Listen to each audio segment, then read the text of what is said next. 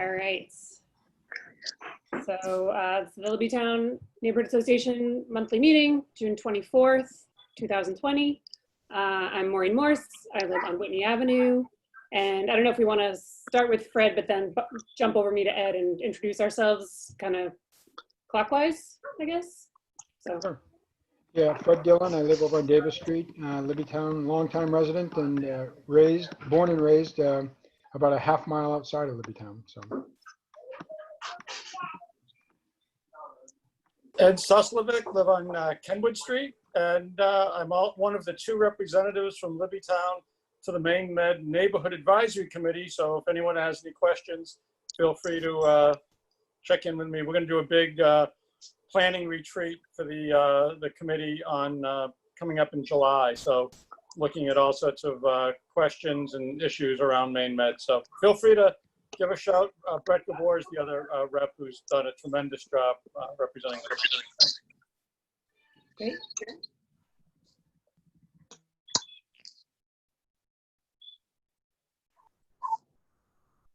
You want to go ahead, Daniel? Sure. I guess my clockwise looks different than your clockwise. Maybe. I don't even know what it's everyone else. Sorry. Yeah. So I'm Damon Yakovlev, treasurer. Live on Bolton Street.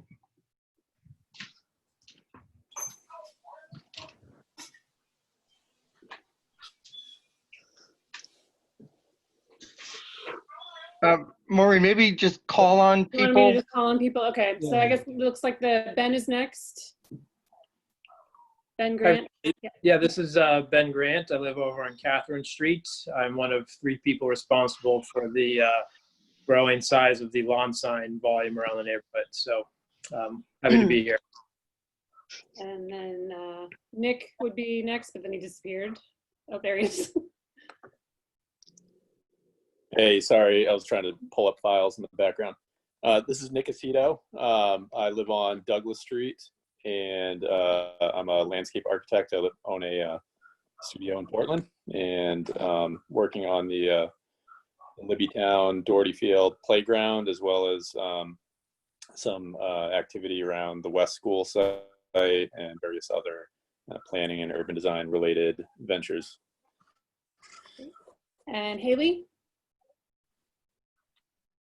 Hi, I'm Haley Malm and Eric Anderson, and we live on Douglas Street.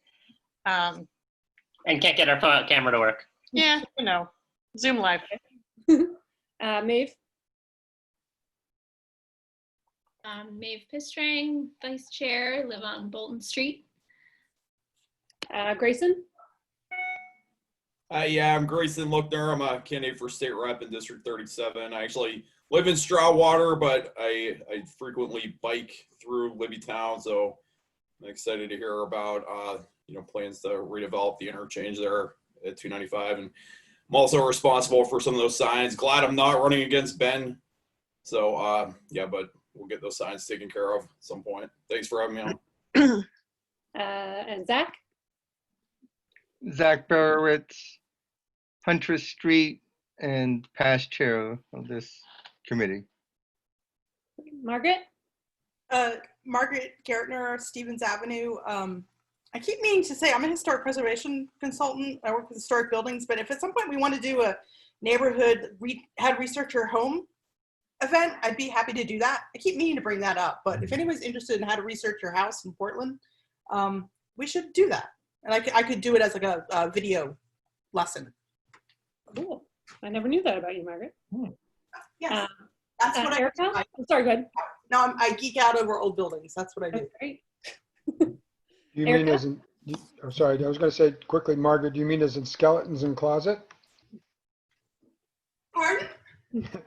I'm researching skeletons in your closet. Is that what you're talking about? That does happen. I was actually looking at a house the other day, and it turns out that the man, this is 1900, and his ex-wife is his boarder, and then she conveniently dies, and he marries the housekeeper. So yeah, you never know what you can find. I'll have to tell you a funny story about a severed hand that a friend of mine found in a house. No joke. Oh, so. Lovely. My goodness. Sorry. And then it looks like Mary's there too. Yes, Mary DiDonato, Edward Street. All right. I think that's everyone. Did I miss anyone? Yeah, we Oh, skipped up. Erica. So I interrupted Erica, sorry. Hey there, Erica Marcus over 99 Whitney Avenue. Got 2 kiddos over here, and probably will have the video off because this one at some point will start screaming, so come a distraction. Thanks. Welcome. All right. So I guess we'll start off by approving the previous week's minutes, which were emailed out by Fred.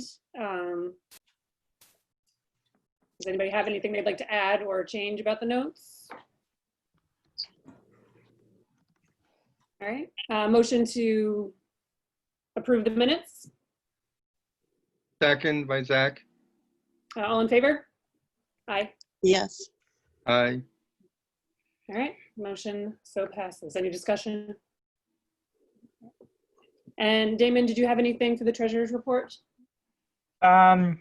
Nothing drastic. I can give you the balances. We did pay Aaron for his plants that we got for the food forest.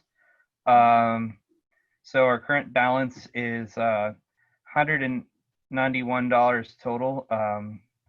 $99 of that is cash, and 92 is in that gift card account we still theoretically have with the city. Just out of curiosity, what kind of trees did you end up going with? Did you do fruit trees? Yeah, so we got a bunch of stuff. We got 8 blueberries, 2 different kinds. We got 2 native plums, a peach tree, and some hazelnuts. I think that was it. Anything else I'm forgetting, Maeve? Do you remember? I think that was it. Yeah. Yep. Great. Yep. So that's we put them in. I've been watering them, and they all seem to have transplanted just fine. So hopefully in the next few years they'll start to bear fruit. Excellent. I know. I was really hoping it would rain today. My yard is like a husk. Anyway. Yeah, it was pretty sad to watch the rain go both north of us and south of us and completely miss. But oh well. Oh well. And then Zach had mentioned just a small business item.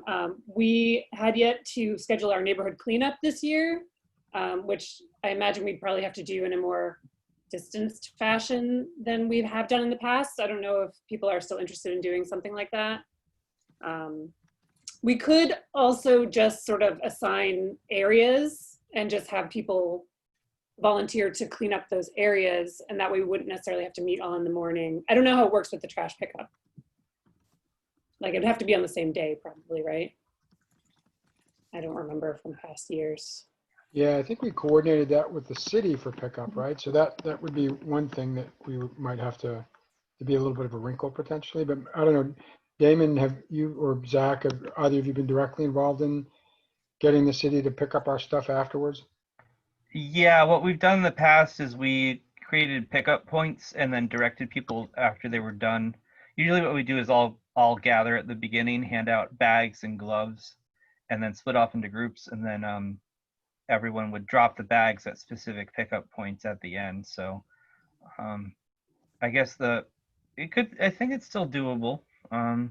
We just have to make sure the city was still on board to do that, because I know that municipal staff are getting really squeezed right now, and we just have to be a little sensitive to that if we ask them to set up pickup points, that make sure they have the capacity to do that. Okay. So do we want to, I can just contact someone, I'll find out who, I guess, and see if they're still open to it, and then maybe yeah, I'm not sure who the best person to contact is. I think it may have been the community police officer in the past, but also it might be worth checking with Parks. I mean, a lot of the trash pickup we've done has been around Doherty Field. Okay. Well, was it Troy Moon, maybe? No, I think in the past, Channing set it up or Nikki set it up. So you might ask them who they talked to. I think Nikki went through the community police officer. Okay. And I know Channing did it one year, so they would know who to talk to. That would save you some time. Well, maybe we'll just put a pin in it for now, and I'll do some research. Oh yeah, hold on, Nikki's here. Nikki, who's the point of contact for the trash pickup in the city? name is Mark Spiller. Mark Spiller. Oh, he's with Public Works. Yeah. Skeller with a K? Spiller, S-P-I-L-L-E-R. Mm-hmm. Okay. Yeah, he's with Public Works. I have his email address. Do you want to follow up with him? Or I don't know what you're talking about. I can give it to somebody. Maureen? Yeah. Yeah, All we right, can. Nikki will get in touch with you. Okay. All right. So we'll put that on the. I'll send out an email once I have more information about it, and then we can talk about dates and feasibility of doing it like contactless.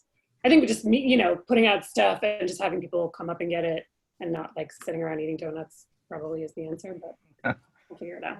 I would like to do it if we can, because there's a trail, and also the other side of my street is just a mess. So just people just dump stuff. So I really would like to do it if we could. I'm seriously going to bring a Sharps container this year because we found some crazy stuff over by the other end of Doherty Field. So I actually would like to have like better gloves and a grabber or something, because we found some syringes. But anyway. And we, one thing, we actually do have some contractor bags left over from last year on hand here. So. Okay. And actually, just quickly from the city staff perspective, you may want to check with them on the Sharps disposal as well. I think that they have, and they've got rules that they have to follow for stuff like that, I think. Yeah, I was going to contact someone because I was wondering if they've ever considered just installing them too, like somewhere near there so they can be safely disposed of. I don't know how people feel about that, but I've seen them in other cities. Mm-hmm. Some places you go and they have them in public restrooms and stuff, but or at least if they're going to throw them on the ground, I'd rather them throw them in a container that no one can touch. So, anyway.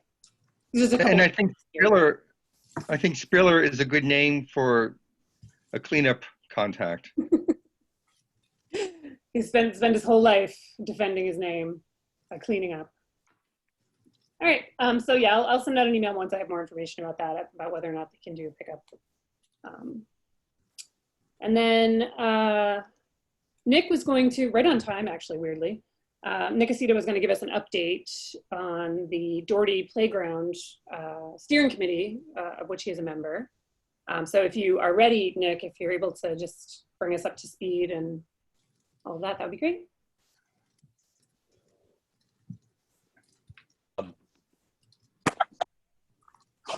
I might have to add screen sharing.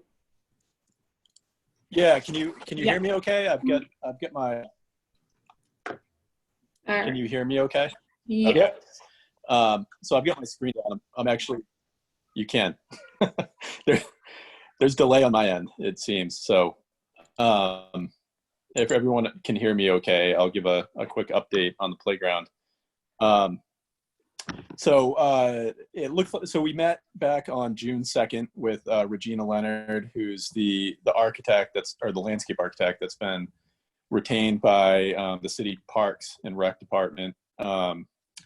Ethan Hipple has moved up in the chain of names to parks director, and Alex Marshall is moving from maintaining the kind of the director of the ice rink, I believe. I don't know what his formal title was there, but he's now the acting parks director and more or less kind of the project manager for the playground project with Regina, the landscape architect.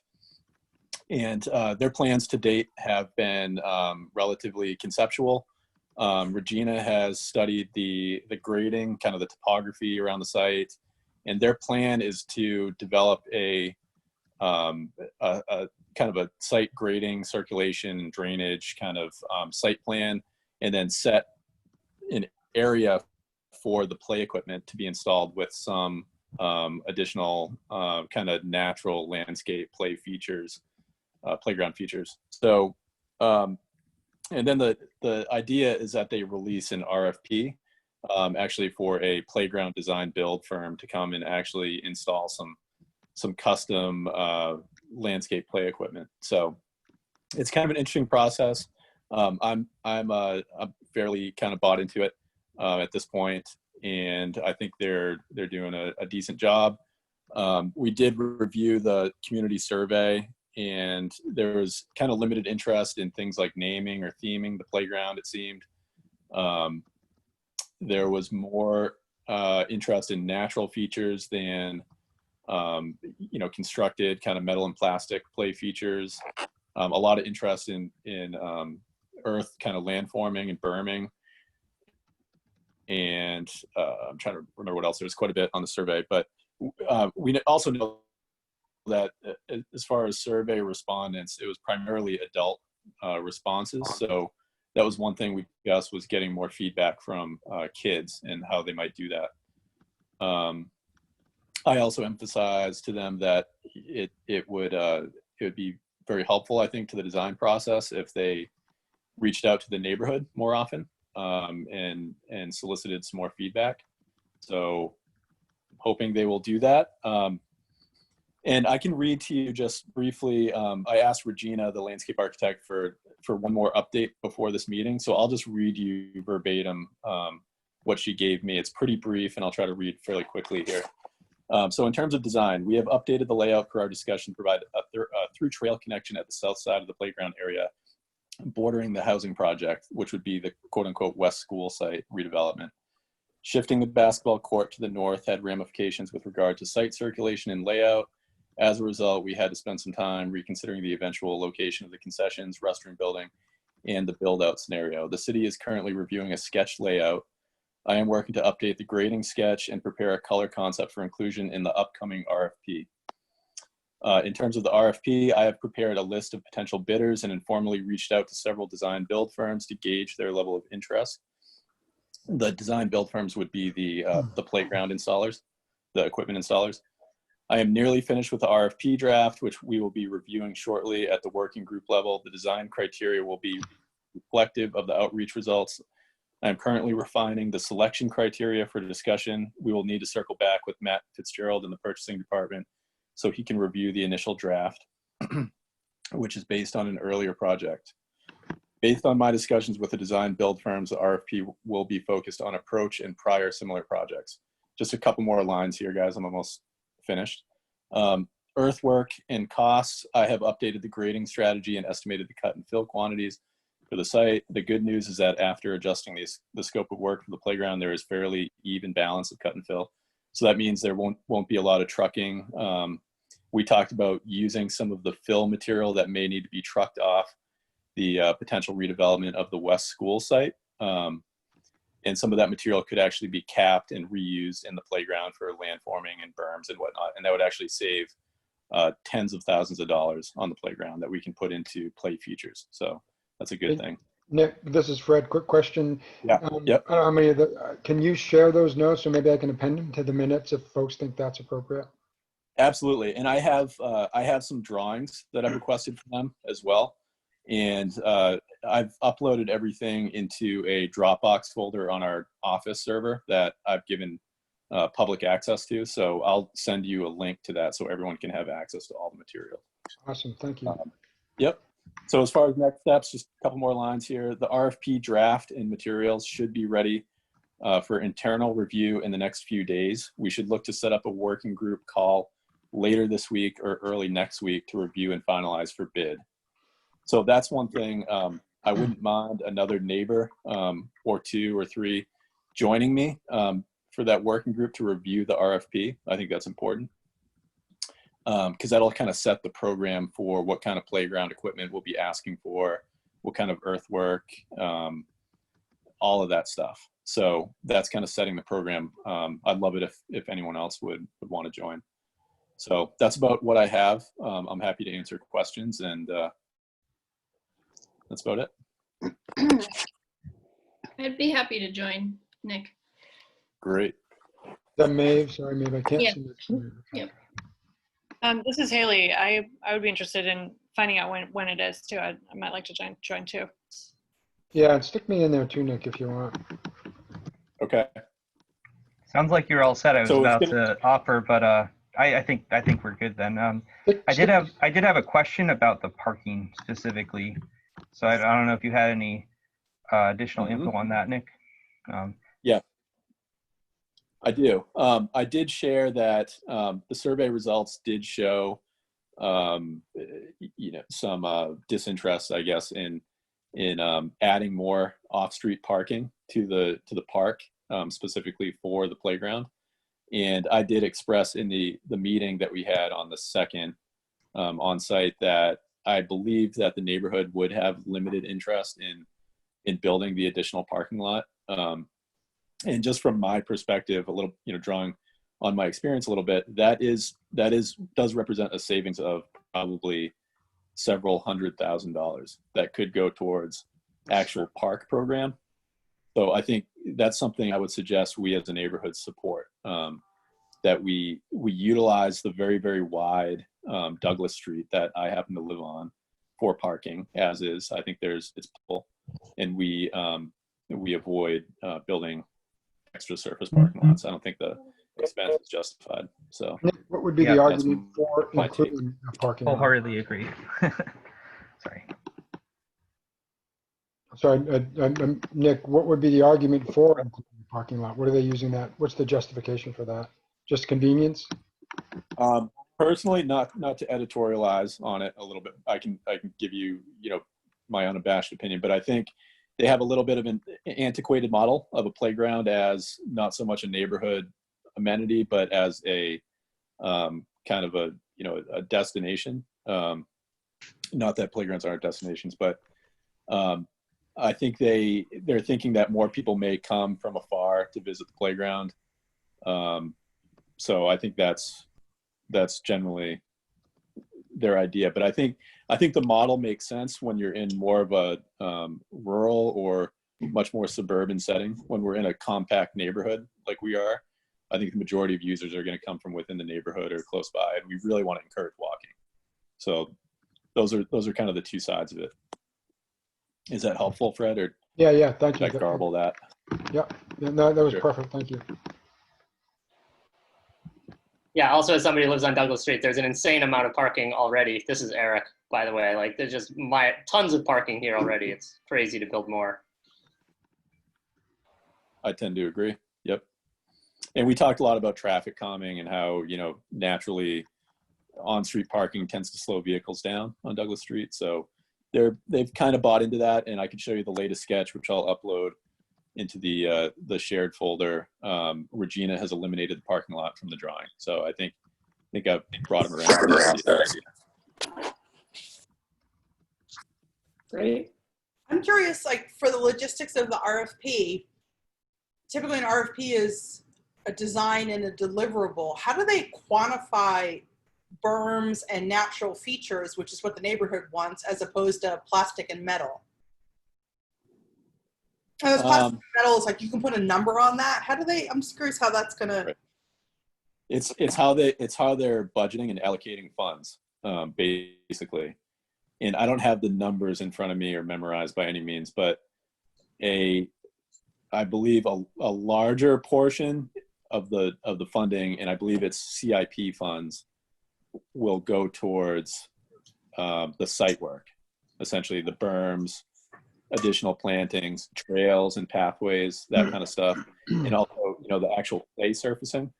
And then the RFP will strictly be, and there'll be a certain bucket of funds that will go toward the play equipment. And I think the way that they would prefer to write the RFP, and I tend to agree, is that it would be skewed towards those who provide more custom, naturalistic kind of play equipment, which essentially means they're like wooden log structures, okay. Not like natural playgrounds that you kind of messy and there's just rocks in the ground and piles of dirt. It's more like structured stuff, but it's natural materials. So does that help, Margaret? Yeah, no, I was just curious how the RFP can be structured, or if the bidders can be vetted so that it's heading the direction that the survey suggested people wanted. I think it comes down to materials, basically. Okay. Yeah. Yeah, Margaret, have you been out to the Rose School, which was once, I guess it's the Hall School? They've got some pretty cool, I think, Nick, maybe you've been out there, or many of you have been out there before, but I think that's the kind of idea that we might be talking about. Is that right, Nick, for those of you that have been there?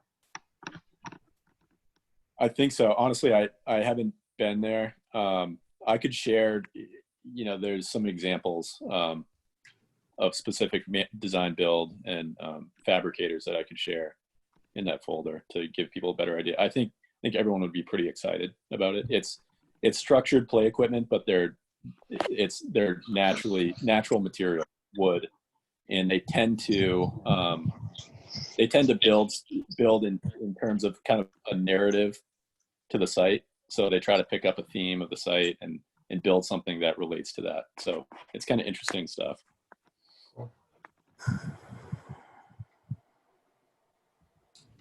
Thank you so much, Nick. Does anyone have any other questions? It's exciting that it's actually going to happen. It really is exciting. I know, Mary, you're going to see it happen. I know, I can't believe it. How many years did you say? 40 years or something you've been waiting for this? 47 years. Well, I should say, Mary, and to everyone, you know, they do have a specific cutoff and a timeline to spend the CDBG funds that we all worked very hard to win, and that is this fall. And they need to show substantial, you know, advancement, progress on the project, meaning something needs to be built or well underway by, I believe, this fall. So that's something that, you know, we need to keep an eye on and make sure that the follow through is there. So it will be. Yeah, is it your sense, Nick, that there is, and I don't know if a sense of urgency is the right word for it, but it has momentum, and it sounds like based on the summary that you gave, that, you know, Regina's, you know, kind of narrative, it sounds like that that there is, if all goes according to the plan that she summarized, it sounds like the timeline would work for this fall. It would. It's very tight. I think the only kind of open question is, what kind of responses do they get to the RFP? And if they get no response, we're kind of stuck. Like, they can reissue the RFP and they could change, you know, the requirements and kind of open it up to, you know, metal and plastic playground equipment manufacturers if they get limited response. But I mean, it's a very tight timeline. So. Awesome. Well, I see we've been joined by Rowan from Cultivating Community, who I'm Maureen, nice to meet you, who has very graciously agreed to come and do a little presentation on, we had been talking about in an email about hell strips, those little grass bits like between the sidewalk and the street, and how to beautify them. And so I figured, why not get someone who knows a lot about gardening to talk to us about that kind of thing. So she very graciously agreed to come on and just give a talk about that kind of stuff. So welcome, thank you so much. Hello, everyone. Thank you so much for inviting me to join you. So I think we have a fairly short window, about 10 minutes to talk a little bit about this. So I have a couple of slides I can share, just if that's of interest, because it's always nice to look at something more beautiful than just faces the entire time. And then I'm happy to take the conversation wherever you're interested, and bear with me for just a moment, to answer any questions that you have, particularly for your neighborhood. You should be able to share. Oh, yeah. Okay. Let's see if it's going to load. There we go.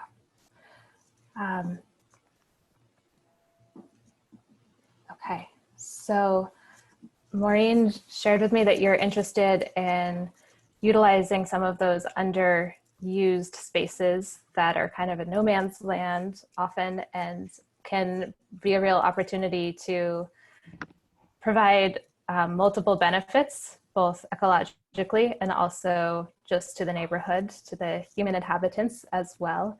So one of the main goals that you could have for one of these spaces is to increase habitat for pollinators and beneficial insects.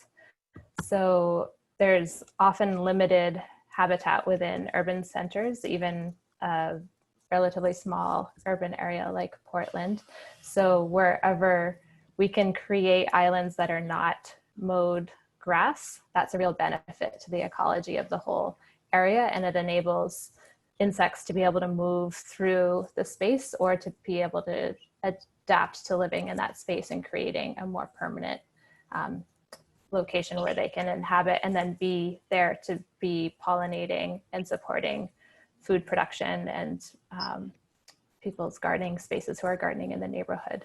So one thing to keep in mind, if that's something that you are interested in, is to really diversify what you're planting.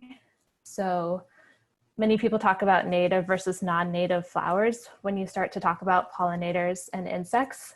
That is important for some insects. Some insects are very specialized in terms of needing a particular flower to pair with, to be able to utilize for their habitat and their nectar source. There's also a lot of very generalist insects that can use a lot of different flowers. So whether or not it's native is less important than whether or not it creates a distinct shape, size, and color and the time of year that it's blooming. So if you have some large flowers that a bumblebee or butterfly can land on, and some small flowers that a wasp or hoverfly can access with their smaller mouth parts, and some tubular flowers that something like a hummingbird could access. That's a really good consideration to steer you in the right direction for creating really high quality habitat. Another element that could be incorporated into these spaces is food production. So a really high amount of food can be grown in a really small space.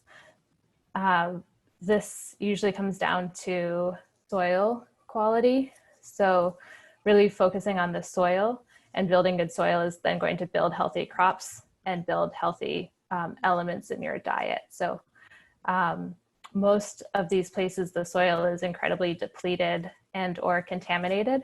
So it's always a good idea, if you have any interest in planting directly into the soil, to start with a soil test.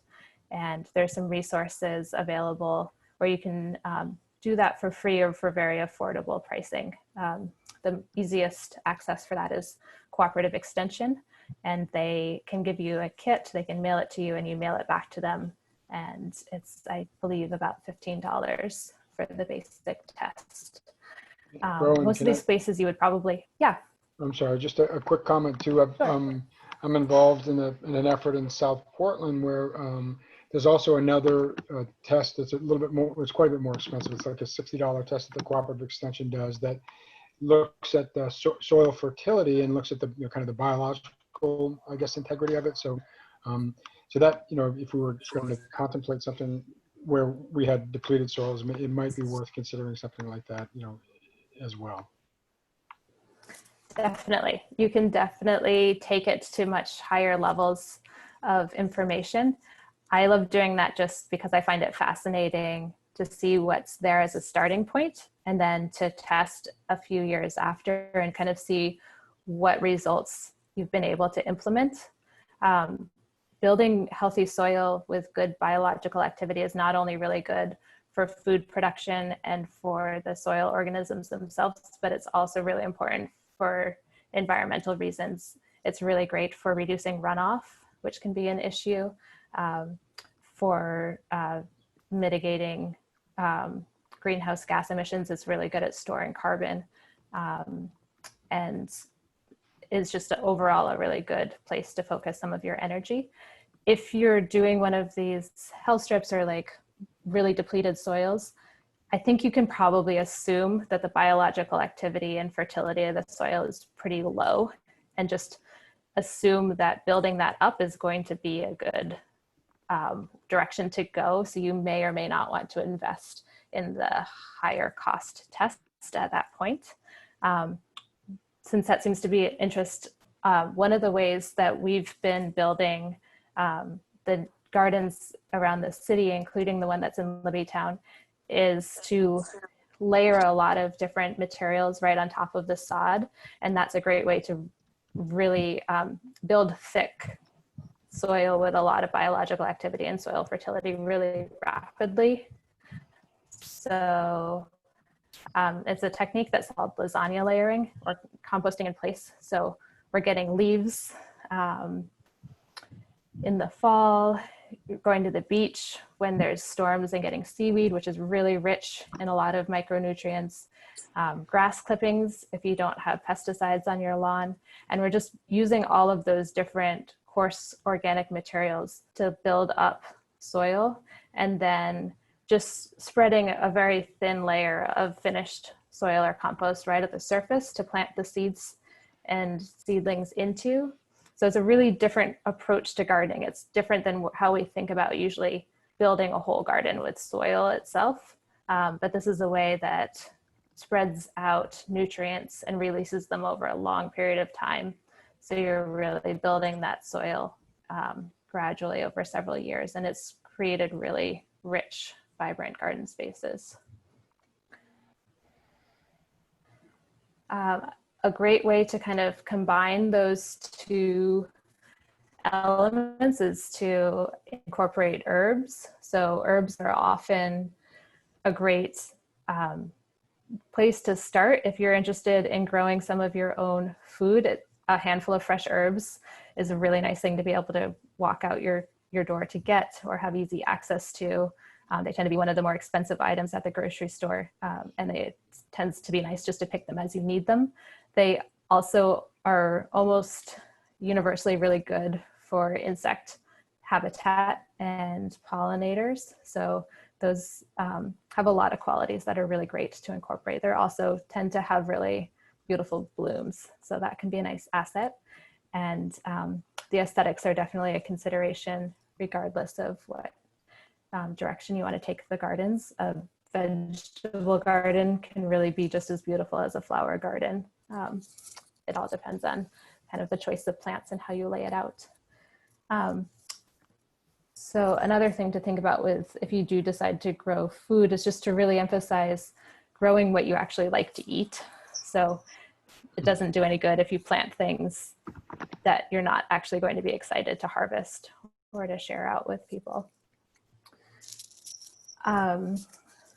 Another thing to think about with these small spaces is really to maximize the creativity with which you approach them. So oftentimes designing vertically, thinking about growing up and how you can maximize this very small footprint to create different layers of productive space. So having some lower ground covers or smaller plants, and then some taller plants, some trellises, or even incorporating some trees or bushes depending on the space.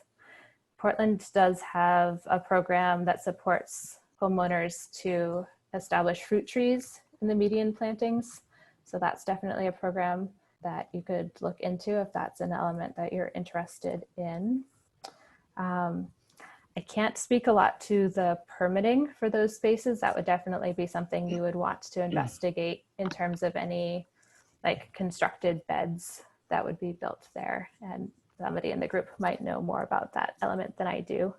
A few more points about getting, once you get started, kind of what considerations can set you up for a successful season and the maintenance of the space. One thing to think about is your plant selection. So some plants take a lot more care than others. And one of the ways you can minimize care is to focus on plants that grow in a very dense clump. Those plants are going to suppress any weeds that are trying to grow up through them. So they are going to kind of take care of themselves and be a lot easier. You're not going to need to be kind of pulling grass out from between the stems. They're going to shade out that competition. Another tip that I find incredibly useful for low maintenance growing is to mulch after you plant. So in a garden with smaller plants, you usually don't want to use the coarse wood chips that you might use to mulch around a tree. Those tend to be a little too coarse and a little, they can actually deplete the soil as they break down. But using, again, leaves, straw, hay, anything that's going to cover the soil is going to keep moisture in, and it's going to keep weeds out. And it's also going to encourage good soil bioactivity and help build that organic content in the soil that's really going to create a good fertile soil for the garden space. So mulching is a really great tip to incorporate. And then also just thinking about when you do need to water, making sure you do have access to some of those practical logistics. Where are you going to get water? How are you going to get it to the garden? If you need to bring materials to the space, is there a place where you can drop those before you implement them? And also a consideration for a curbside or public facing garden space is to think about the pressures that are going to be on it. And one of the large pressures is dog walkers and dogs urinating on the plants, which can cause health concerns and also just be really unhealthy for the plants.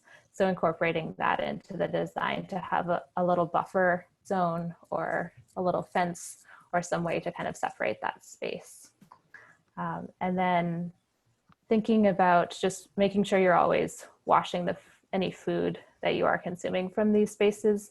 There tends to be a lot of just dust that's in the air that can settle on food that's grown in places where there is more traffic, and that tends to just wash off very thoroughly and be safe to consume, but that is an important element to remember. Yeah, so that's a very brief overview, and if there's any questions or anything that you'd be interested to hear me talk more about, I'm happy to go in that direction.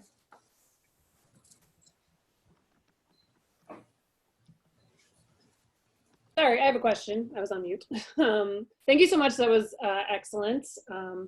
My husband raised the concern because we have a little patch out in front of our house that is basically just dead grass right now that we were thinking about starting to plant in. He was worried about salt. Like, is there a way to protect those spaces that are next to the street over the winter to make sure that the soil doesn't get as contaminated? Is there like any method you recommend? So it's the salt, and it's also the compaction that happens when there's a lot of debris, both the gravel that is usually interspersed with the salt and just the piling of snow and trampling that happens. As you build up healthier soil that has more organic matter in it and is less compacted, that is able to filter more of the salts out so that they are going to create less of a problem than they would in really poor quality soil. But it is definitely still a concern. So one of the best things you can do is to cover that space in the fall when you're getting it ready for the winter, laying down some branches over it, like some pine boughs or evergreens if you have access to anything like that, or even just getting some burlap. It's best to have it be something that air and moisture can still move through rather than a plastic material. But that's a really good way to protect that over the winter and minimize the amount of contamination that's coming in. Excellent, thank you. Mm-hmm. I have a similar question, which is, are there plants that can handle that salt better than others? Definitely, yes. So if you're looking for perennials, a great place to start is to look at what's naturally growing on our seashores. So we're fortunate to live in a place that has a climate with many plants that are already naturally adjusted to saltwater conditions. And a lot of those will be very similar to what will thrive at a roadside condition. They're used to kind of poor rocky soils with a lot of salt spray and wind. So they're rugged. And then in terms of annual plants, I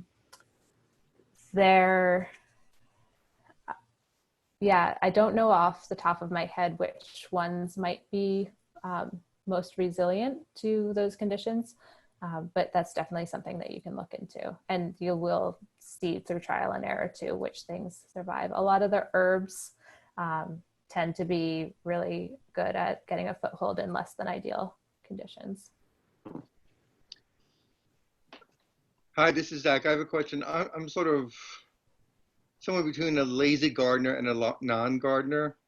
What about just planting blackberries? Yes, wonderful.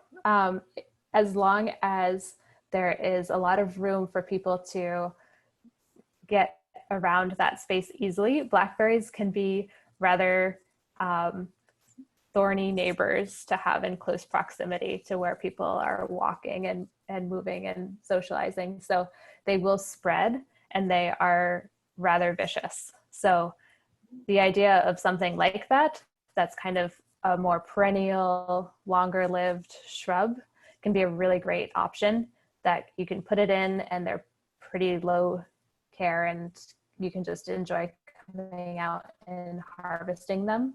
But thinking about some of those conditions, whether blackberries are the best option for you, or maybe blueberries or elderberries or another shrub that's not as thorny could be another option for you. And even raspberries are a little less thorny and tend to produce better than blackberries do here. Blackberries sometimes get dieback in the wintertime. Good, thanks. I have a Yeah. quick question. Yeah. Are there any examples that we can look to? And I'm sure there are, but I'm not aware of them, that we can look to where these quote unquote health spaces were restored or brought back to, kind of, I guess, a more sustainable landscape? Yeah, You can go to Maeve's house. She's got hers. Yeah, I all- was gonna say Maeve's Oh, house. right, okay, yeah. Sorry.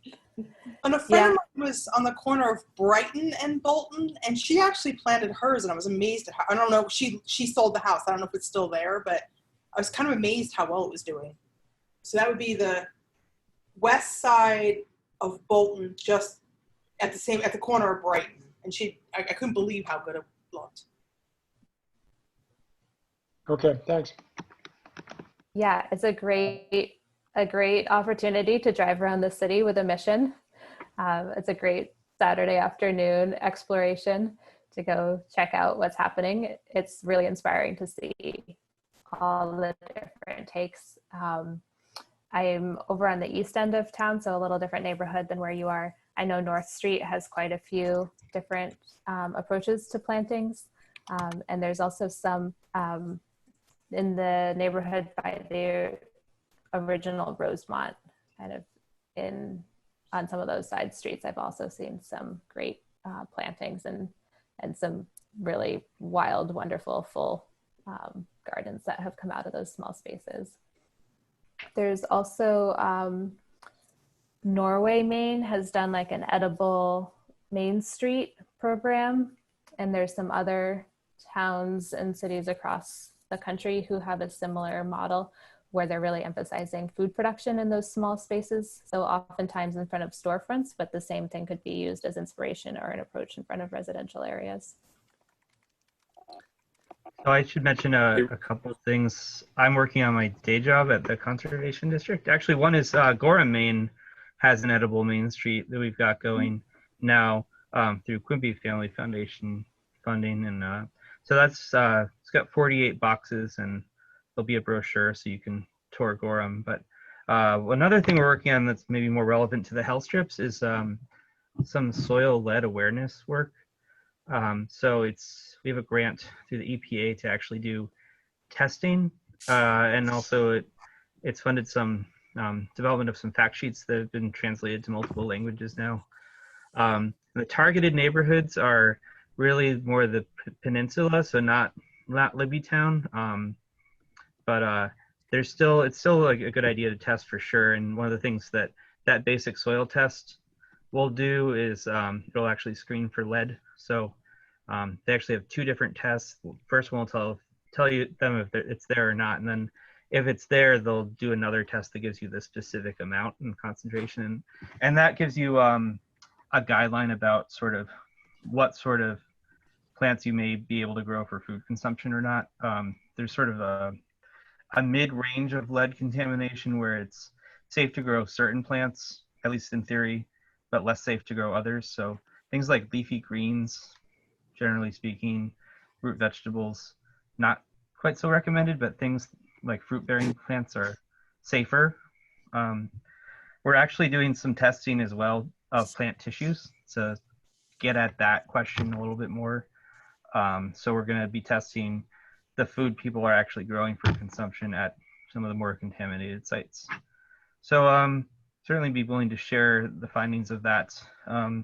We're also looking to expand the program. We have put in for a grant through the EPA once again, and see if that gets funded, but that would expand it to the whole city of Portland and South Portland and Falmouth and Westbrook. So hopefully that will get funded, and then we can get some free soil testing going on here in Libbytown. But it's not worth, if you're growing food and you haven't tested your soil, by all means, please go ahead and do the University of Maine soil test. I highly recommend it.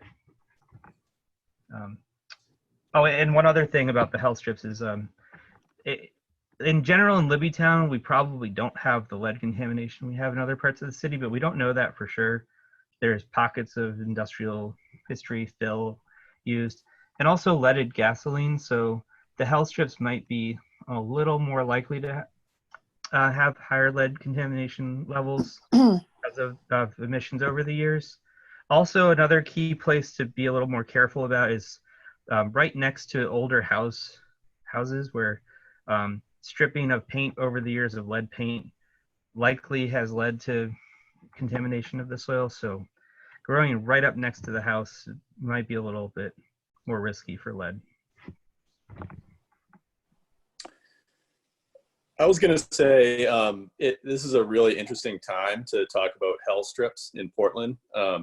Having grown up in Portland and started my kind of landscape industry career in Maine when I was much younger, we never really did irrigation. And this summer has been particularly dry. And it makes me think of when we lived on the Front Range in Colorado. You heard a lot about health strips and planting health strips a lot more there because it's so arid. And it was an alternative to the lawns, right? And irrigation, where irrigation is so ubiquitous. It was really about saving water, where there's actually water restrictions. So I think this is very timely in a lot of ways, but it also brings up an issue that we've had personally at our house. We, I don't know, Rowan, if you have any experience with New England wetland plants as a seed supplier, or if you recommend them at all, but I know of them, but I've never worked with them directly. Yeah. Okay. We decided we spec them on our projects, spec their products, and they have various seed mixes for various landscapes. And we used a wildflower seed mix for our esplanade in front of our house. And we hate it. We tilled the soil very well. We hate it. We dropped the seed and we've irrigated it as much as we could, but we have yet to see much come up. So I'm wondering if that's a factor of just how dry it's been this summer, and or the way that we prep the soil. If just tilling, an old lawn is enough, or if you have to do substantial soil amendment, bring in topsoil, etc. What's your take? My guess is that it's probably due to the really dry conditions. It's really hard to, the hardest part of the gardening process from my perspective is that short period of time from when you first sow the seed until the seed germinates and starts to sprout through the soil. That's the period of time where those tiny seeds just are really reliant on having very consistent moisture. They don't have a root system yet, and so they're not able to glean a lot of water from the surrounding area. So if they are not getting that consistent water through that period, sometimes that can cause issues with how well they actually sprout. It's hard to know without knowing your site specifically, just how depleted that is, but something should grow. I would think a wildflower mix, one of the nice elements of that is that it is usually a collection of different plants. So different plants are going to have different conditions that they will tolerate. And so some of you're kind of hedging your bets that some things are going to do really well out of that mix. It can be. I guess I brought it up. So go ahead, continue, sorry. It could also, a lot of native wildflowers, the seed needs to be stratified or kind kind of chilled or frozen for a period of time to mimic the winter season in order for them to be able to germinate. A lot of seed companies do that for you, but some of them include that as kind of a notice that that's something that you'll need to do when you receive the seed before planting it. So I don't have any idea, but that could be a factor in this. And it's also just something to know about and to look for if you are wanting to plant seed, especially more of those kind of wildflowers and native seeds. That's really good to know. And my gut tells me that, maybe after a winter and a spring, we'll start to see more come up. But also it brings up the question, essentially where we're suggesting planting within public right of way in a lot of cases. And someone's going to have to be responsible for maintaining it, whether it's like, watering, but also as a reminder, in a lot of cases, the city could come and tear it up. So that's not to say that they would or they would have any reason to, but that was an issue in Boulder in particular for a while. I'm not sure exactly why. I think it just came down to aesthetic, but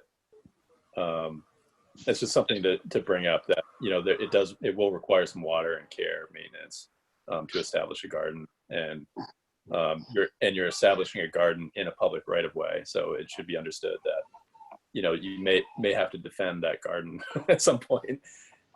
Yeah, that's Is that fair?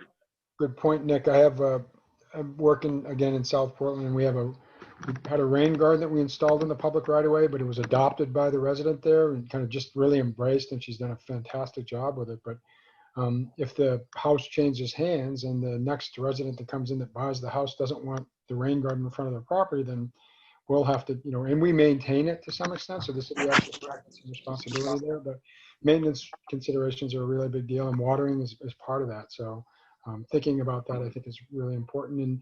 And maybe in cases like what we're talking about, and I haven't seen Maeve's, nice restoration of her health strip, but I think that, Maeve's a, willing participant there. But again, if she's gone and the next neighbor that comes along wants to mow it all down, I guess they could potentially do that, I know, I think about that all the time. It makes me sad. Just never leave. Oh, but you Once take you that, live down, you can't leave. Exactly. take that risk with anything in your yard anyway. I mean, Yeah. That's true. Yeah, and it comes back to like that lasagna layering technique, really building up a really deep layer of organic material in it as an alternative to just simple tilling is more feasible to do in a small space. And that is your water security and your maintenance security. The spaces that we have that have been built in that way, it's more kind of upfront work, but the amount of watering that's needing to happen now isn't so much less than it is for the more traditionally managed garden spaces. And it's really interesting to see that contrast, and years like this is when that really comes into its own. So that's something that you can do if you plan it in from the beginning to really minimize how much you're going to need to be out there on a day-to-day basis. Yeah, and it's always, gardening is always, so much of it is out of our control for things that change on the human side, and things that are happening environmentally can really change or alter or demolish all the hard work that we've put in. So always something to do because you love the practice of it in addition to the outcome of it. Is there anywhere that the lasagna layering technique is described in detail that we can access, or? I have the sketch from when we did the garden build. I can email it to the list. Cool. Awesome. That'd be great. Yeah, and there's there are incredible resources for you for members who were part of that process and have gone through what we did in that space and what pieces of that could be relevant or helpful to the new gardening projects that you have in mind. And also just for the Libbytown Garden in general, there's many gardeners who live in your neighborhood that that is a community resource, that is a public space, that's public land. So feel free to utilize that as a resource. Portland Pollinators is also a good ally. They're trying to encourage this type of project to happen, and can also, they have a relationship with the city of Portland, so they could be advocates and supporters if that was beneficial. And then some other, we've mentioned the cooperative extension, the UMaine resources, but those are people who are public agricultural experts who are here to support the residents of Cumberland County in gardening projects. So that's a really great free educational resource, and they've got a lot of great stuff on their website and webinars that they've been putting out. MOFGA, the Maine Organic Farmers and Gardeners Association, is another resource that I'll mention that's working at a state level that also has a lot of great tips about managing pests and gardens in a natural and organic way. And they're trying to increase the amount of programming they're doing for home growers. So, and also in Cumberland County. So those are other resources to look for. Well, the Resilience Hub, is that another? Resilience Hub, yes. Yeah. Hey, this is Zach. In the, I guess I have two things. One, in the discussion on the listserv, someone posted a very long document, but it was long but good. It was like a Portland pollinator plan, I think it was. It was this long, elaborate plan for, I don't know, having pollination in Portland. So I'll try to email that to Rowan if you haven't seen it. And then just, we also talked on the listserv about hill strips and tree planting as being a potential Maine Med grant, if there ever is another Maine Med grant. So it's something keep in the back of everyone's minds. Just there should be another round this fall with another. Only this time there'll only be $30,000 total available from Maine Med, because this year it was 3 years in a row combined. I want to get something planted on that roundabout on the corner of Bolton and Elizabeth that people keep driving over. I want to put it like a tree in the middle of it so people drive around it like they're supposed to. A girl can dream. Yeah, we asked about that, and they want it flat so they can get a plow over it. I'm not kidding. That's why it's that flat. They need to build a plow. Story of my life, guys. There's a lot of plants that will grow pretty substantially in a single season and then die back to the roots over the winter, which could be a good option if those are the restrictions you're working within. So instead of a hell strip, we need a hell plant. Yeah, hell circle, the circle of hell. All right, that's what happened. Thank you very much, Rowan. This is amazing. I really appreciate you coming to our meeting and tell us about plants. No problem. Thanks for having me. Great to talk with you all. And I will keep my eyes out in the neighborhood. I really look forward to seeing some new projects come to light, and feel free to reach out if you have follow-up questions or specific needs around. Take care. Have a good rest of your evening. Thanks. All right, that was cool. That was awesome. Yeah, I'm feeling inspired. See what I can do. Not to say all the other things we do aren't awesome as well, but that was awesome too. All right, now to something more serious, I guess. I don't know. I have a couple items left to talk about. Damon, you had wanted, well, we had all sort of talked about maybe briefly mentioning the Preble Street plan for a 40-bed shelter, which I neglected to put on the agenda, and I apologize. I don't know that it'd be a long conversation per se, but I don't know, Damon, you sort of had, some information about it and had talked about it, so I don't know if you want to talk on it a little bit, or sort of, I can go over what's happening, but it's up to you. I mean, was there a proposal to consider maybe a letter of support? Was that what we potentially considered? Well, what we wanted to do was, talk about what, if anything, we should do. So what's happening is Preble Street has been sort of expanding and changing its program in response to the COVID situation and trying to have more spaced out, physically distanced sort of programs and facilities and offerings. And as a result, they've sort of been changing up their programming. And I'm just summarizing here. There's more information about this online. But one of the things they're proposing, and I think it's just an early stage of the proposal right now, is to build a new 40-bed shelter. I believe it's at 5 Portland Street, I want to say, the former Public Works building. Is that right? Someone correct me if I'm wrong. But It's definitely on Portland Street. I don't remember the number, but 55. 55. Oh, thank you. Yeah, and well, I guess we're aware that the Bayside neighborhood is sort of trying to organize against it, and they're still advocating for building a large-scale shelter somewhere in the city, which is something we've come out against. We wrote an op-ed that was published in January 2019, which I think is still spot on, which calls for a decentralized approach that doesn't have any large-scale facilities where services are spread out throughout the city more, and more of a human scale. So in one sense, the new proposal, if it even is a proposal, I think it's really more of an IT proposal, conceptual level thing, but it is consistent with that in terms of the facility size. However, the Bayside neighborhood has a lot of services already.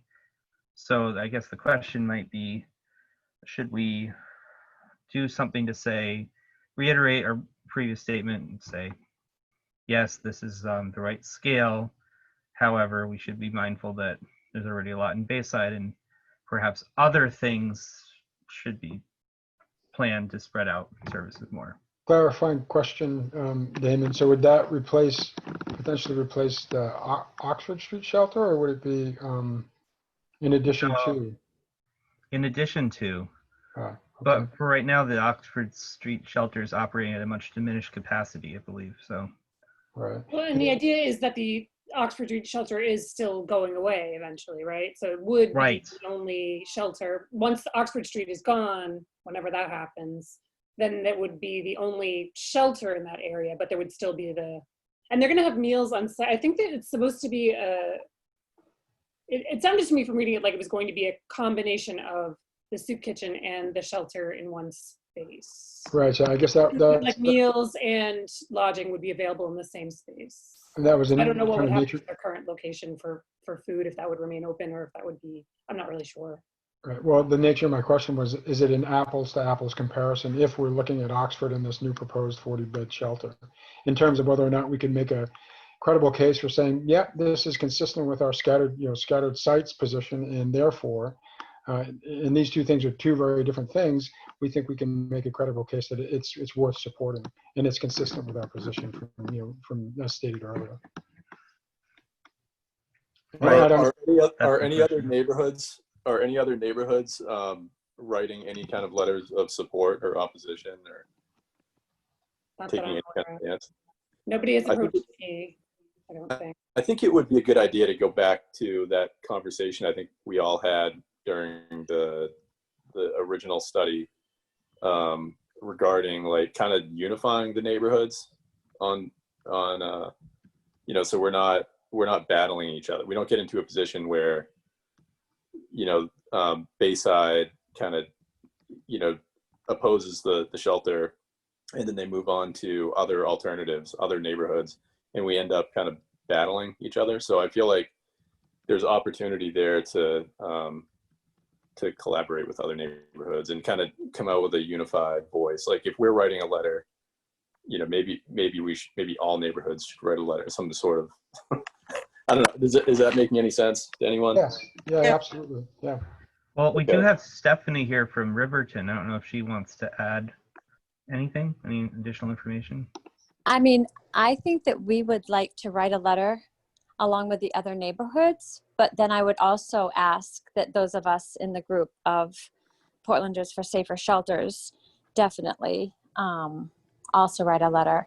I mean, we have always said, we're happy to take a shelter of, 80 over here in Riverton, in the hopes that, Bayside shouldn't have the whole brunt. But, how do you do that? I've spoken to Kim and other people, and they truly believe that you can't, and I don't know if this is true or not, I'm just telling you, that you can't work or approach Bayside because they just can't take it in because they're so against it. So I don't, my original thought with the other folks on Portlanders for Safer Shelters was, could we work with Bayside too? And the idea was most likely not.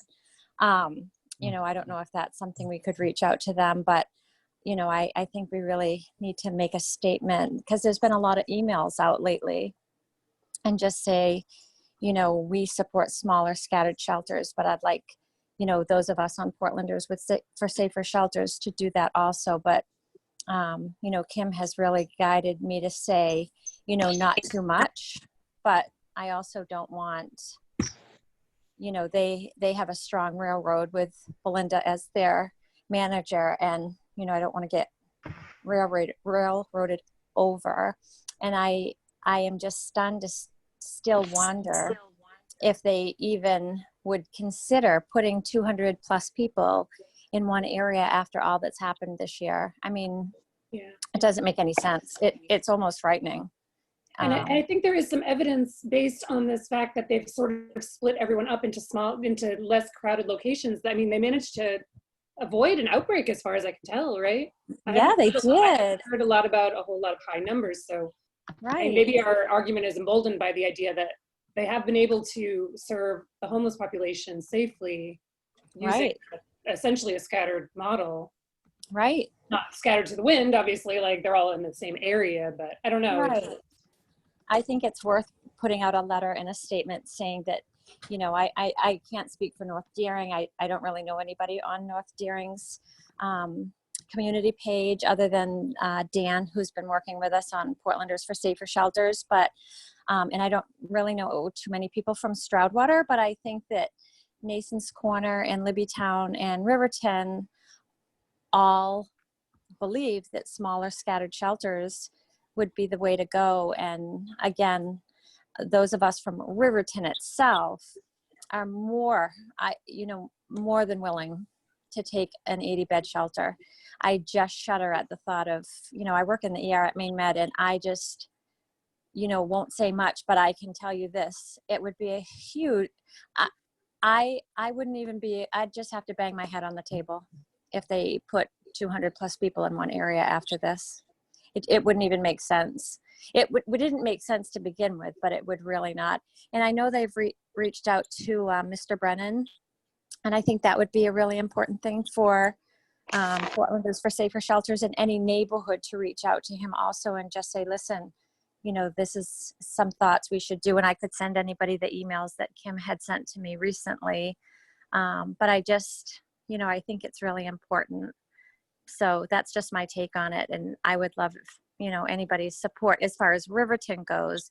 But again, Portlanders for Safer Shelters, we're going to talk with the mayor on Wednesday in hopes that we could, ask her opinion and her advice. But I also think she's very loyal, to what the council wants, and especially Belinda. And I should know this, but do we have a pretty good sense of where the council is on this now? Has there been, there hasn't been a lot of turnover, but is there, maybe in the aftermath of all that's happened over the past, 4 months or whatever, it's been crazy that, and to Maureen's point about the fact that they actually have done it, we've had to just out of necessity split the population up to maintain, kind of safer, kind of a safer public health. And so maybe there's been some movement where that's concerned, but I don't have a good sense of that. So maybe some of you other folks. I did email Kate, the mayor, and say, do you have any information, and is there anything we could do? And she said there has been nothing, absolutely nothing. And then the next day was that when I received these emails from Bayside, et cetera, and that information.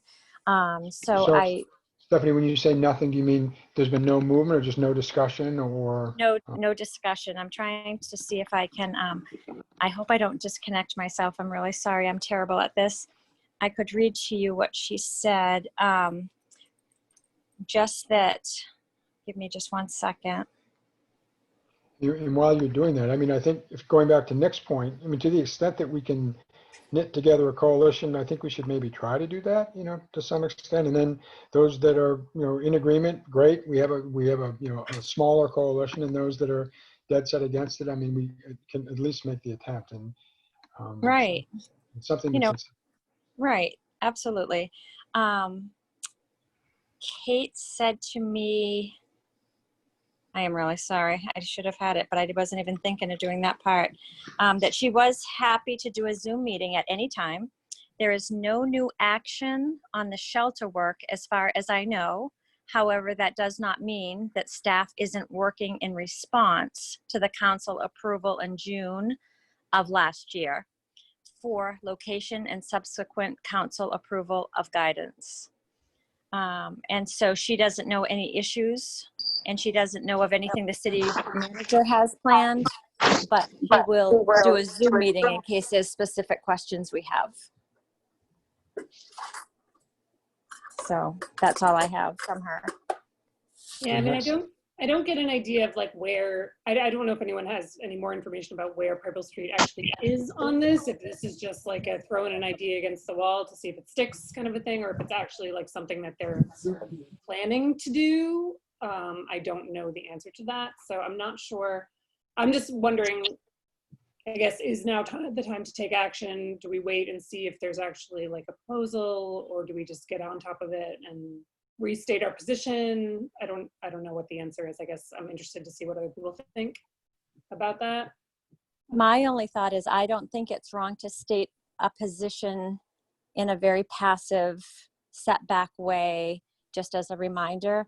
I don't think we should like come out full force, because I don't think they're there, and I don't want to look the same as, oh, they can put the shelter in anywhere but my, you know, Bayside's still saying anywhere but here, and doesn't hear anything different. So I don't think we should sound that way, because I don't feel that way. Actually, I feel like it's okay to take 75 or 80 guests. I really do, but not 200 plus. I've never thought it was 200 plus, but now I'm really like, you've got to be kidding. Like, you just don't know what's going to happen for the next 2 years. And, you know, when they were doing the Dr. Shaw thing with the districts in Maine and going by zip code, you know, it would be a shame to have one zip code completely inundated with an epidemic and then be stuck and, you know, not be able to move things around. And I just have a different idea about it. So I just feel like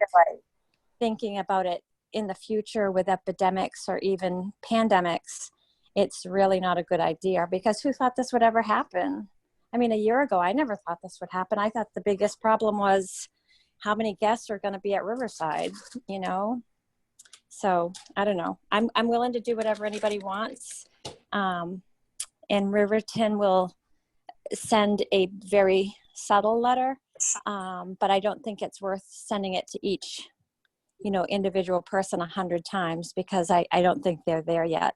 But I do think it's worth getting a hold of Mr. Brennan at some point, or Representative Brennan at some point, just to, you know, let them know that we're really interested in working on making this right, so that it's right now and not right because we failed yet again and have to do it again.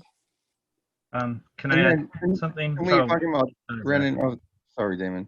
When you're talking about Brennan, you mean the state housing commissioner? Yes.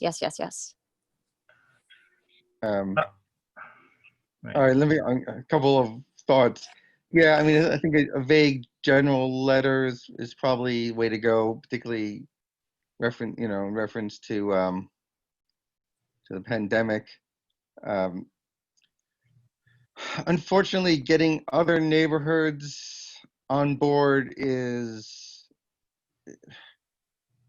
logical, but but logic doesn't apply in this situation. It's been very difficult. And maybe Ben or Grayson can talk about their neighborhood, but I think that Zach, if I could just jump in for 1 sec. I think the root of my comment is that I, in general, being the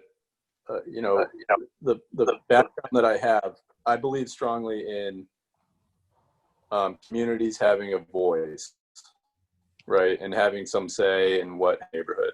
And I think we're, of course, you hear it all the time, but I think we're stronger together, unified as a series of neighborhoods, because Portland isn't that big. So I think it's important that, maybe we're not unified on a specific proposal in terms of like, sure, we'll all agree to accept, an 80-bed shelter in our neighborhoods, but more so that we're advocating for process and a voice, a seat at the table as a community. Whereas, there can be some tendency projects of this kind of scope for cities to move kind of unilaterally and make decisions for a community. And so I just think, regardless of the neighborhood, I think we all need to be kind of have a unified voice in terms of having a seat at the table, and having some say or some voice in the process. Is that sensible to anyone? Yeah, I'd agree with Nick. And also, I just wanted to make a key distinction here that Portlanders for Safer Shelters and LNA are distinct groups. There's some overlap. Some of us are working with Portlanders for Safer Shelters, but if LNA takes a position, it's not necessarily the same position that Portlanders for Safer Shelters would make. So we'd have to vote on it and use our process here through LNA. And maybe we just sign on to what PSS is doing, and if they have a letter or something. But we could also do our own letter or work, on a multilateral basis with other neighborhood organizations too. There's a lot of different options and things to think about. So, I mean, my feeling is we should get more information, really, and perhaps act next month. I can put it on the agenda for next month's meeting, and we can spend that time information gathering. I can talk to like Myelina and like some other association head, I mean, I think we should do something, but I don't know what though. I don't want to do. There's some risk of doing the wrong thing and inviting a backlash or wasting our political capital, or right? I don't know. What do others think? Zach, you were saying you did want to write a letter, so maybe we should entertain that. I don't know. Well, actually, Zach I'd like to hear more thoughts about it. Zach was clever and said he wanted to write a vague general letter, and then building on what Nick said, which was to say that we don't necessarily endorse a specific project so much as a process that provides more voice. So I think we could do it in a way, we could craft a letter that would still be true to the position, I guess if you want to call it that LNA took with respect to the scattered sites model, but advocate for, and I think when Ed was running for council, I don't know if he's still on the phone, but remember he was advocating for, we've got to reopen this process again because the process didn't work. I mean, it left a lot of people feeling disenfranchised or not very well represented. So I think that there's still, and I don't know if there's what the reality of that is, because I was never really that closely involved in that process, and I know many of you were, but if there is a chance to revisit it and do it in a way that, and then write a letter in a way from the LNA that doesn't commit us to a particular location or project, but open to the, idea of, it could go somewhere and it's going to, in different places. I think maybe that's something that we could do with more information like you suggested. I just wanted to kind of throw out that there was a shelter at the expo, and I spoke to a counselor who said that they hadn't heard one complaint about it. So that which I think that's pretty great. That it's mostly St. John Valley, Is it still at USM Sullivan Gym? Is there still a, because I thought it was, and I haven't heard anything about that as well. I mean, I was down in that neighborhood recently, and Yeah, I don't, that's a good point. Yeah. yeah. It's almost I like those guess- places aren't overcrowded. They don't cause so much community impact. I guess what we're isn't kind of the core of what we're saying is, you know, Bayside is loudly opposed to having this new shelter in their neighborhood. Is that kind of fair to say? Yeah, I'd say It would so. seem that. Are they not? Are we saying? Are we kind of saying they're as a neighborhood they're entitled to their opinion and they deserve a seat at the decision making table just as any other neighborhood would? Yeah. Is that not as? I mean, And to be fair, I think that's a valid. Yeah, go ahead. to be fair, scattered sites doesn't mean scattered around Bayside. I mean, they haven't even gotten rid of the biggest shelter and they want to put a smaller shelter there. So I'm a little sympathetic. No, I know. I get the, yeah. I mean, my sense is scattered sites means scattered or throughout Around the whole community. city. It means we're all shouldering the burden, Yes. right? And I think if we're all shouldering the burden, we all deserve an equal voice at the table. And I think Absolutely. we should all be, as communities, as individual communities and neighborhoods, we should be supporting each other and having a unified voice. And I feel like this plays into other things that we want to see done in the neighborhood, other big projects I think we can all think of, where we feel like we don't really have much of a voice. And if other neighborhoods, sorry, I'm getting echo. If other neighborhoods aligned with us on certain things, maybe we would have more of a voice. So I think that's, you know, that's, I think, a relevant place to take the letter is that, hey, Bayside as a community, they deserve a seat at the table. They deserve, their opinion of this is valid. You know, they experience the facility every day, you know, rather than a specific position or proposal. And I think we're kind of all saying the same thing. But Right, and if not Bayside, maybe Westfield then, right? Huh? I mean, so. Yeah, I think it's we have to- important that this letter not be either an endorsement of what Crable Street is doing or an attack on Bayside's response. I think it should be something that is aside from that, essentially. You like more about how we feel than about yeah, having a seat at the table rather than about what is happening. I think our original op-ed really hit the nail on the head, and is consistent with this conversation. Mhm. I believe we included a sentence in there: "We stand in solidarity with Bayside," and acknowledged the, you know, the issues they've been dealing with and the need for homeless individuals to have access to safe shelter. You know, and Bayside's approach has been to simply get behind the warehouse approach, unfortunately, that I think a lot of us agree with is a bad approach. So I really think maybe we should just kind of repost this op-ed that was, I think was really good, and maybe have some kind of cover letter that goes with it that says, you know, in light of the pandemic, we wanted to bring up this, restate our position, say that, you know, our position is the same, and I believe this is an important point to make. And that the sort of scattered model they've used has not seemed to increase community impact in any of the places where it is, or whatever. I don't know if you want to point to that at all, but yeah. Because it's true, Bayside should be part of this process too. Regardless of what their opinion is on what should happen, they should be allowed to state it before things happen, you know, before they go ahead with something. So. I will say I've talked to some members from that neighborhood, and I've said to them, I don't think this Bayside versus everyone approach is going to be very successful, and so far it has not been successful, and that a collaborative approach would be more likely to be successful for you, and I haven't got anywhere. I'm not giving up on that. I'm by nature very much a collaboration oriented person, and I think a lot of us are here. So that's the approach I'd like to stick with, and working with, you know, Riverton and Mason's Corner and whoever else, it makes a lot of sense, I think, to try to have something of a united voice, a harmonious approach to this.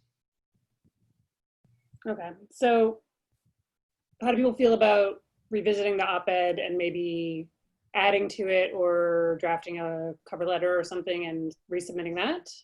Or do we want to write a new letter? How do people feel? Or do we want to wait? I guess those are the three options. Or maybe wait and do that then, right? So, I mean, if there is a little bit more information gathering, and as Damon said, maybe we're not ready to give up on the notion of collaboration. We can do some outreach between now and next month and see, and maybe we'll find what we've been discussing tonight is still the case. But at that point, we can repost that letter without hopefully pissing anyone off, and yet doing it in a way that still supports what we'd like to see happen. I would speak in support of that.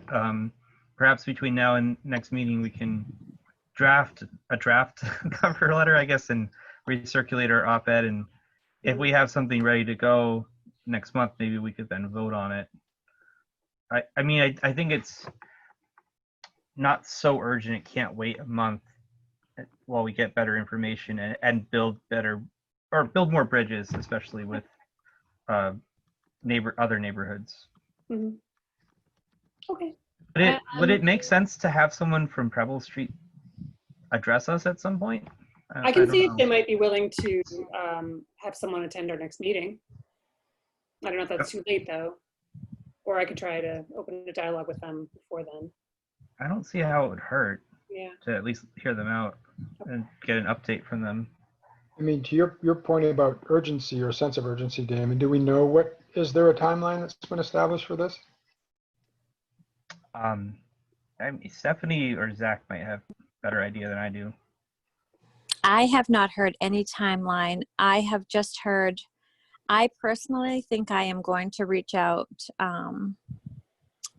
state level wide and just send an email just asking, I know Ann Pringle, I don't really know Ann Pringle, but I know Ann Pringle sent an email and she had spoke with them about, I think I sent it to a few of you. I can send it out or you guys can share it with your group. But I think it's important just to have them know that we are so ready to accept 75 to 80 guests, and that we would like to see Maine State Housing, have a plan to address some of these issues on a statewide level. And I can't tell you where I read it. I just read it. I don't know if it was in one of my emails, but that they are waiting to hear back from South Portland on information about a small site that would something with 40 people. I honestly, I will try and find it and send it back out. But I don't know. I don't know. Zach, what do you think?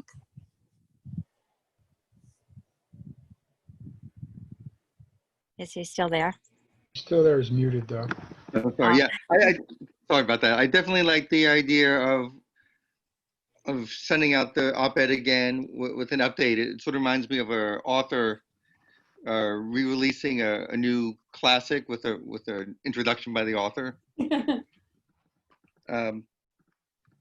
Yeah, particularly, the points that we talked about. It's a pandemic, and smaller shelters seem to have less of a have less community pushback. And if we could if we get it drafted in the course of the next month and be prepared to vote on it at the next meeting, that's a good timeline. Okay. And I'll reach out to Preble Street and a couple of other, like maybe Mason's Corner and some other folks, and see if they want to join on the conversation next month. We can have them, join in. Stephanie, of course, you're welcome back anytime. Thank you. Anytime. I feel like I didn't add much to anything. But no, you did. It's always good to hear from someone from another neighborhood, just to always have more feedback than less. So right. I think that us, Riverton, or Portlanders for Safer Shelters, adding to the point that we are more than willing to take some homeless guests in Riverton is it has to bring people to the table and make people understand that we all have to do something. And even if, you know, 40 guests have to stay at Bayside, there has to be a place they can, you know, there just has to be a way this can work. And if the state works with us on some level, there's no reason this can't work. I just don't get it. But anyways, I'm So done. I don't think there's anything to vote on at the moment, right? We're just gonna reconvene next month and sort of by then, hopefully I'll work with you, Damon and Zach and whoever else to do whatever needs to get done to get this ready for next month. Because the council's gonna start wanting to talk about it again at some point. Right. So we might as well, it's been quiet for a while, so I think now is the time to start to think about it again because it's gonna start sooner than later. It's definitely good to get ahead, you know, get ahead of the council on stuff. Yeah. Help frame the issue or whatever. Yeah. It will be and interesting when is being reacting to something that's happening. Rather, we can say like this is some positive input and our position on something, not a knee-jerk reaction that we're having to something that's already in place. So. Right. And I know it's getting toward 8:30. If you guys are on board for a little bit longer, we just have ramps left to talk about. Thank you, you guys. I'm going to sign out, but thank you. Stephanie. All right. Thanks. We'll see you. Bye-bye. And I don't mean the delicious vegetable ramps. I mean the ugly, blighted ramps that we all love. So Zach has been talking with Tae Chong and some other folks and Nick and everyone else, and there's all kinds of fun drawings and things going around about ramp removal. So I don't know, Zach, do you want to talk a little bit about the progress or the... Well, there was so much discussion on the listserv. I'm kind of talked out on the subject, but I'll give it a shot. You can condense it if you want. Yeah. Well, I mean, Damon and I put together this op-ed, and it started out about COVID, and then kind of evolved to include Black Lives Matter, and then also various state and federal programs that could be sort of leveraged to pay for this. I've been talking to a couple of people on the Liz Trice team for the Doherty Field who've been very supportive. One was Liz Trice, and the other is Brian Ing. And Brian had all sorts of ideas. The federal money was one. He identified a couple of people to the state in Governor Mills' office in the right positions in her office. Jeremy someone and Hannah Pingree, who is Shelley Pingree's daughter and was the state house speaker at one point, fairly recently. He also put in front of Tae Chong. He will put in front of the mayor, and he brought it to the Bicycle Coalition. He's also really excited about doing something about the underpass. And I'm sorry, who's this is Brian Ing, someone who I just came across during in the Liz's proposal, which Nick worked on as well. So there's so he's really been sort of shaking it up, and he said, reach out to the people running for state office in the adjoining districts. I've spoken to Grayson. I see Ben is on this call, so that's promising right there. And then then it's sort of like get some sort of dossier or proposal together, which could include excerpts from the traffic study, I suppose the letter from the city to DOT, op-ed that Damon and I did, extensive drawings that Nick, I'm sure is just rearing to pull out of his computer and then get it in front of the right people, who I guess is with the state.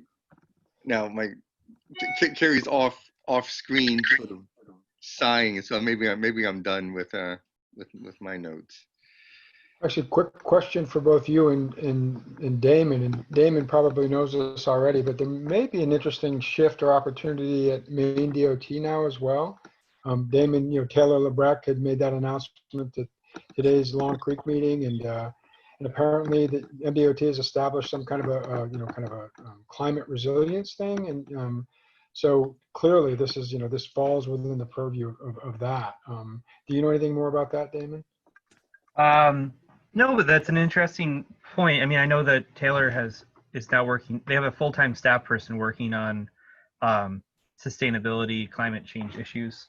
And I actually did have a very brief conversation with the commissioner of DOT about this a while back when he first came on, Bruce Van Note, and he made a point at a talk at Maine Association of Planners that really like to see highways be highways and not have overbuilt interchanges, basically, or they really want to have limited access highways truly be limited access. So I made a point that, hey, this urban highway has exits that are too close together. There's all kinds of redundancies and it's expensive. And he was very sympathetic to that notion. So, I mean, that's a good sign that maybe this administration would be more willing to entertain this idea. But I don't know that they've had the pressure really put on them to move on it, and they've had a lot of other issues they've been dealing with too. First, they had huge construction cost overruns, and now there's entirely different issues around budget shortfalls. Yeah. So it went from being all hot to all cold. So I mean, I don't know what the implications are for actually getting this done. Although I do know that they're maybe more sympathetic than during the previous administration. I mean, actually, Bruce Van Note was on Maine Public Radio this morning, just referenced that there's a transportation bond coming up this fall. And if it doesn't pass, he said that there's no plan B, right? So there'll be all those projects that would have been funded through that bond will just not, they just won't happen, basically. So anyways, yeah, the ramp thing sounds exciting, but what will we do next? Yeah, how can we support it? Is there anything that we can do to support the process in the organization? I mean, getting it on the radar again, I think, is a good step here. But I don't know what's next after that. That's a really good question. Zach, did you talk to Tay? No, just online, and he said, "What can I do?" I think Liz and Brian would like to get together for beers with any and all of us, so we could do that. And I think putting together this sort of packet so that we have something to present, and then reaching out to the candidates and other elected officials, just to sort of solidify that. Oh, and also city staff. Make sure they're aware of it all. Jeremiah still around? What? Is Jeremiah still around? Yep. Yeah, Jeremiah, I'm sure he's been really championing this. Parks, Ethan Hipple. So because what happens is that when you bring something to a counselor, they'll sort of often refer to staff, and if staff already knows about it, then they're more able to articulate what we're wanting to that counselor. So should we set up a meeting? Do you mean like for beers, like IRL, like in someone's yard? I can That's what Liz was proposing. It's out of the neighborhood. She lives in the West End. Mm-hmm. Well, there's a big prom. There's the Western Prom. We could all go like stand apart from each other up there. Yeah, there's people drinking beer up there all the time. I walk by them almost every day. I could be one of them. Yeah. Or we could do a Zoom, I guess, too. Yeah. I mean, I like you guys a lot, but I'm so sick of seeing you on Zoom. I can't wait to see you. Seeing you in person, Damon, was a treat. But yeah, I don't know. I think maybe having a meeting with them, and yeah, I agree, like some kind of a packet, some kind of like a consolidated thing of information to sort of then peddle around to various people seems like a good next step, I guess. And as far, because this is MPOT state level, Dick Farnsworth is still our rep, and he's always been very good about supporting our efforts. Is he sort of in the loop or no? He's, Dick Farnsworth? Well, he is our rep until we have the next rep sworn in, so it can't hurt to reach out because he's always been very supportive for things in the neighborhood.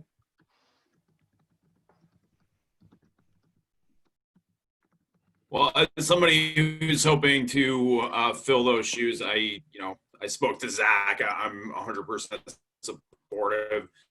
Some of the questions I have, I don't even know really which sort of governing body is overseeing that. Like, because that's federal land, right? Or is that state land, or is it city? It's still a Department of Transportation, so that would be a bill that goes to the state. Okay. Yeah, I'm on board 100%. And we've run into some resistance from them, and well, some resistance, a lot of resistance in the past, but it seems like, from what it sounds like, they may have had a guard change or something, or having a guard change. Yeah. So it might be a good time to try to get a bug in their ear about these kinds of projects. I mean, there could be a legislative directive. That's something I've seen done in the past. I don't know if that would be the best approach here, maybe. do we know, I know it's probably hard to generalize, but do we know what the economics of conversion would be, which is to say eliminate ramp, redevelop? I mean, it seems like it's be a very cash positive, right? But I don't know for somebody, right? But I mean, are the economics in favor of that in terms of making it? I know that's a ways down the road to kind of justify, but it seems like that's an important consideration potentially. I mean, in my understanding of economics, it's like, yeah, you take these ramps that cost money to maintain, plowing and everything else, repaving, and you develop it and take taxes from it. And started looking at the sale of the Falmouth ramp over by Ocean State Job Lot, and I did look at that RFP submission, and it was a very complex document full of all sorts of stuff I didn't understand. Many levels of things I didn't understand, and it never really happened. So I think when you get down to it, it's more complicated than take a liability and turn it into an asset. Right. But I mean, I'm sorry, I was thinking about it in terms of like there's a cost to ramp removal, but if that's state-owned property, state sells that property and recoups and then maybe makes some money on it. I mean, maybe those kinds of economics would be attractive, from the state's perspective. But again, I don't really know. It seems like some ramps might be steeper than others and more expensive to remove. Figuratively and literally, right? Well, we'll talk about maybe setting up a meeting with Liz and Brian and go from there, I guess. Yeah, it's kind of exciting. Maureen, this is Ben. If I may just jump in. By the time of the next meeting, so your area is represented by 3 termed out state reps. And by the time of your next meeting, the primaries will have occurred and you'll have 3 basically new reps. It might be worth just starting to light the fire under those people. Hopefully it's me and Grayson and someone else from the West End, but whoever it may be, this might be something to put on their radar right away so that everyone can learn what the state process is for this type of project before you get too deep into the weeds. So We've got 2 bases covered already then, right? Between you and Grayson. here, fingers crossed. Well, you and Grayson aren't against one another, right? Are you? No, It's no. San Diego, No, right? we're Grayson and I are in adjoining districts. But Matt Moonan's also turned out, and there's a primary up in the St. John Valley area. Anyway, my point is that you'll have three fresh people who are ready to get to work on things. So I think this would be a good thing to put on their radar. They're not sick of listening to us yet. Not at all. Not at all. It's a great idea. All right, great. Thank you very much. All right, does anyone have anything else? We're over by 20 minutes, so I guess I'm going to make a motion to adjourn. Next meeting date? Are we still going to do the 4th Wednesday? That's been working well. As far as I know, we're still going to be doing it via Zoom. I don't know. I was planning on doing it this way through the rest of the summer. I don't know how people feel about that. I think that's for the best. Yeah, I just think it's better. So what do we got? That would be the 22nd of July. 7 p.m. Pardon? 7 p.m. 7 p.m. That works for everyone. Seems to be a good time. So, all right, great. Anything else? Thank you. No. Awesome. Thanks, guys. So yes, Thanks. I made a motion to adjourn. Does anybody second? Second, my mic is on. All right. All in favor? All right. Yes. Thank you. Yep. I I'll raised see my you- hand even though I'll my talk to you screen guys was off. But yeah, I'll see you soon. Right. Good night. All right, great. Thanks. Good meeting, Maureen. Thank you.